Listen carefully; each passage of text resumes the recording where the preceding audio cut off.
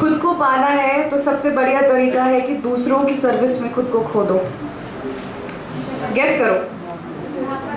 Yes, it's Mahatma Gandhi. Thank you so much all the students to have this patience to listen to all the program and then listen to me. क्योंकि जब हमारे school में कोई आता था तो हम बोलते ले पक गए यार, अब क्या मतलब क्या सुनना पड़ेगा, क्योंकि मोस्ट ऑफ द टाइम जब कोई आता है तो हम उसको भाषण से कोरिलेट करते हैं। बट देखो, मैं यहाँ कोई भाषण बोलने नहीं आई हूँ। जिसने मुझे सुना है, कभी यूट्यूब पे सुना होगा या कहीं और सुना होगा, I speak from my heart and what I speak is something very very closely associated with what I have seen as a, you know, when I was an adolescent girl or when I was in my childhood, or how things went up when I was in college and how things changed, how perspective changed when I was in post graduation. हर बदलते लम्हे के साथ, हर बदलते वक्त के साथ मैंने खुद को एक नई ओशन के रूप में डिस्कवर किया है and I'm still discovering. We should never stop excelling, you know. अभी सर ने थोड़ी देर पहले बात कही कि मैं चाहता हूँ कि मेरे मनाली का जो नाम हो वो आए कि 98%, 99%. Sir, I was just an 80% student and I would like to tell all the 80%, 70% student here that we need to excel in life. We need not to excel in 12th, to be very honest.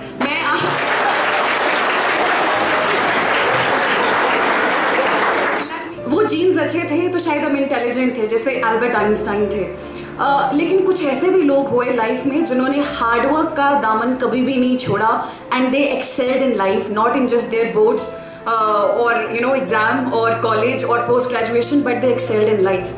सो हमारा purpose life में होना चाहिए कि हमें life में विजेता बनना है। और let me tell you, life में विजेता किसी एक इंसिडेंट से नहीं बनते, लाइफ में विजेता आप हर दिन बनते हैं। And I would like to congratulate all the NSS volunteers here, क्योंकि आप लोगों ने अपनी ये एक्सेलिंग का जो एक पाथ है ना वो शुरू कर दिया है। जो मैंने लाइन शुरू में कही, the best way to find yourself is to lose yourself into the service of others. ये आप लोगों ने वॉलंटियर वाला जो काम है ना वो शुरू कर दिया है। आजकल बड़े बड़े नेता, बड़े बड़े ऑफिसर्स ये बात बोलते हैं हम समाज सेवा करना चाहते हैं, समाज सेवा करना चाहते हैं, but the core value what Gandhi ji wanted कि कम्युनिटी डेवलपमेंट होना चाहिए, हमारा लोगों के साथ कनेक्ट होना चाहिए। And I am so glad कि आप लोग एक कंपैशनेट हार्ट होता है जो आप लोगों का ऑलरेडी है। तो जब ये NSS की बात यहाँ हुई होगी तो आप लोगों की उस कंपैशनेट हार्ट ने उसे एकदम से स्वीकार किया होगा कि नहीं, I would like to volunteer. भाई सफाई करने के लिए कोई वॉलंटियर नहीं करता, बट व्हाई वुड यू? आप लोग क्यों बैठे हैं यहाँ पे? क्योंकि you people have a compassionate heart and I am really proud of you. और आप सभी को अपने पे भी बहुत ज्यादा प्राउड होना चाहिए। तो एक बार जोरदार तालियां अपने लिए बजा दो। चलिए कहानी से शुरू करते हैं, बोरिंग नहीं है, छोटी सी है। एक कोलंबस यूनिवर्सिटी का नाम आपने सुना होगा, कोलंबिया, सॉरी, कोलंबिया यूनिवर्सिटी में एक रिसर्च हुई, काफ़ी सालों तक वो रिसर्च चली। बच्चों को कुछ पजल्स सॉल्व करने के लिए दिए गए, कुछ टफ पजल्स थे, कुछ इजी पजल्स थे। तो बच्चों ने जैसे तैसे सॉल्व कर लिए। जब रिजल्ट आया तो एक सेट ऑफ बच्चों को कहा गया कि आप लोगों ने बहुत अच्छा परफॉर्म किया क्योंकि आप इंटेलिजेंट हैं। तो वो बच्चे खुश हो गए और थोड़ा सा अक्कड़ में भी आ गए, यार इंटेलिजेंट है हाँ। फिर दूसरे सेट ऑफ बच्चों को कहा कि आपने अच्छा परफॉर्म किया है क्योंकि आप हार्ड वर्किंग है। अब बच्चे वो चुप हो गए, उनके चेहरे पे कुछ था नहीं, वो शायद किसी सोचने वाले मोड पे चले गए कि शायद हम इंटेलिजेंट नहीं है, हमें हार्ड वर्किंग क्यों कहा। दूसरा रिसर्च का फेज आया और उनको थोड़े से टफ पजल्स दिए गए। अब क्या हुआ कि जब रिजल्ट की बारी आई तो जो इंटेलिजेंट, जिन ग्रुप को कहा गया था कि आप इंटेलिजेंट बच्चे हैं, उनसे वो प्रॉब्लम सॉल्व नहीं हुए। इसलिए नहीं कि वो प्रॉब्लम सॉल्व उनको आता नहीं था, दे वर इंटेलिजेंट, उनसे तो हो जाना चाहिए था। The thing that was missing was the motivation to solve those problems, उनमें वो नहीं था।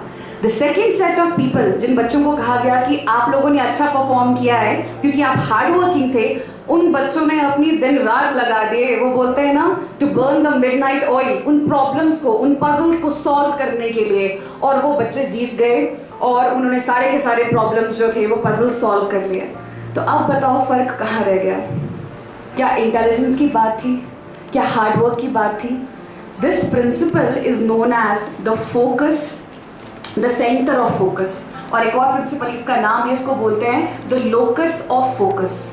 Locus means a point, means centre of focus. जिन बच्चों को ये कहा गया ना कि आप इंटेलिजेंट हैं, उन बच्चों का जो सेंटर ऑफ फोकस था वो बाहर था। उनको जो भी बोल रहे थे कि अच्छा आप इंटेलिजेंट हैं, वो स्वीकार कर रहे थे हम इंटेलिजेंट हैं, ठीक है, तो हमें ज्यादा मेहनत करने की क्या जरूरत है, they stopped excelling.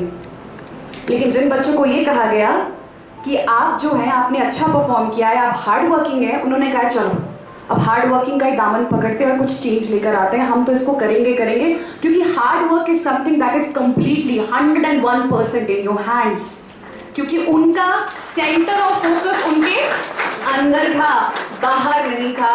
This is what I want to tell you कि अपना सेंटर ऑफ फोकस लाइफ में अंदर रखो। What will matter in the end, यहाँ पे क्या है, हाँ, this is what I want to tell you. इसके बाद अब बड़े अलग अलग इंस्टीट्यूशंस में जाएंगे और वहां खुद को कंपेयर करेंगे, कपड़ों को कंपेयर करेंगे, घड़ी को कंपेयर करेंगे, एप्पल वॉच नहीं है हाथ में तो शायद स्टेटस सिंबल ना बने, गाड़ियों को कंपेयर करेंगे। But let me tell you this, ये सब आप पा सकते हैं, इसको कंपेयर करने की जरूरत नहीं है, इससे भी 100 गुना पा सकते हैं। बट उस पाने के लिए खुद को कुछ बनाना पड़ेगा।